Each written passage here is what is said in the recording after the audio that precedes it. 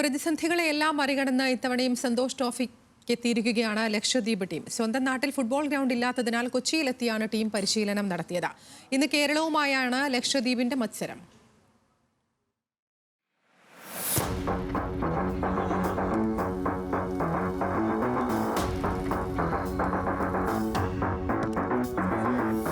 പ്രതിസന്ധികൾക്കിടയിലും തുടർച്ചയായ 7ാം വർഷമാണ് ലക്ഷദ്വീപ് സന്തോഷ് ട്രോഫി യോഗ്യതാ റൗണ്ട് കളിക്കാനെത്തുന്നത്. മലയാളിയായ മുൻ ഇന്ത്യൻ ഗോൾ കീപ്പർ ഫിറോസ് ഷെരീഫാണ് മുഖ്യ പരിശീലകൻ. അസിസ്റ്റന്റ് കോച്ച് ബിനു വി സക്രിയയും ഗോൾ കീപ്പിംഗ് കോച്ച് ഹർഷൽ റഹ്മാനുമെല്ലാം മലയാളികൾ. 1.5 മാസം മുമ്പാണ് ടീം കേരളത്തിലെത്തിയത്.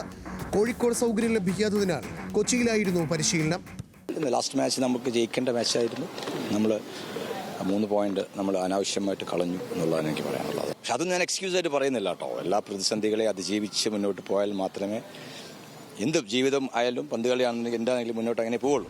ദ്വീപ് സമൂഹമായതിനാൽ സ്റ്റേഡിയമോ ഗ്രൗണ്ടോ എന്തിന് ഒരു ടർഫ് പോലും ലക്ഷദ്വീപിലില്ല. ബീച്ചിലും മഡ് ഫുട്ബോളിലും കളിച്ചു വളർന്നവരാണ് കളിക്കാർ ഏറെയും. അവിടെ നിന്ന് പുൽമൈതാനങ്ങളിലേക്ക് എത്തുമ്പോൾ ടീം നേരിടുന്ന വെല്ലുവിളികൾ ഏറെയാണ്. നമുക്ക് എന്ന് പറഞ്ഞാൽ ലക്ഷ്യം നമ്മൾ വിചാരിക്കുന്ന പോലെയല്ല. നമുക്ക് ഒന്നാമതായിട്ട് ജിയോഗ്രഫിക്കലി കുറേ ബുദ്ധിമുട്ടുകൾ നമുക്കുണ്ട്.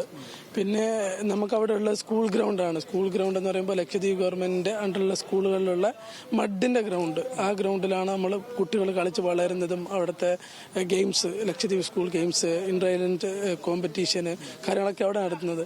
അപ്പോൾ നമ്മൾ 21ാം നൂറ്റാണ്ടായിട്ടും അവിടെ ഇപ്പോൾ നമുക്ക് ചുറ്റും കടലാണ്. ഇപ്പോഴും നമ്മുടെ അവിടെ സ്വിമ്മിംഗ് ഒക്കെ നടക്കുന്നത് കടയിൽ തന്നെയാണ്. സ്വിമ്മിംഗ് പൂളൊന്നും ഇല്ല.